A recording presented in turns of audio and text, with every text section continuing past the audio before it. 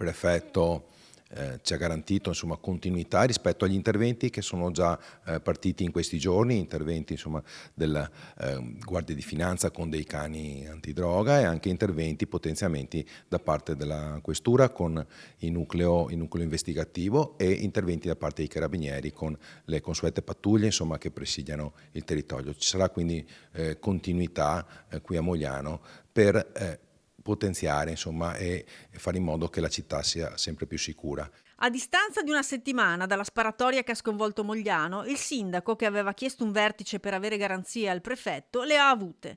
Ci sarà continuità con gli interventi straordinari già effettuati, garantendo anche l'intensificazione dei servizi ordinari di controllo del territorio per consentire che la percezione della sicurezza, minata dall'ultimo episodio, sia ancora più elevata. A rendere il primo cittadino ancora più tranquillo sono però i dati nazionali sulla criminalità pubblicati di recente. Ci rincuorano i dati che sono usciti, ufficiali, che il prefetto ha comunicato, dati sull'indice di delittuosità qui in città, quindi i reati sono in diminuzione. Tutti i tipi di reati, compresi anche i furti in abitazione.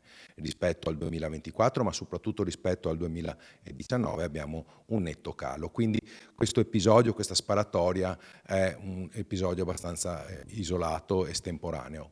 Questo non significa che non si debba stare sul pezzo e continuare con attenzione. Il sindaco ha avuto anche parere favorevole sul piano di videosorveglianza predisposto nell'ambito del bando scuole sicure e poi è tornato anche sul tema dello spostamento dei malviventi da Mestre verso Mogliano. Questa stretta su Mestre potrebbe, e magari anche in qualche caso ha già provocato, uno spostamento di questa, io l'ho definita feccia e continuo a definirla feccia, verso Mogliano.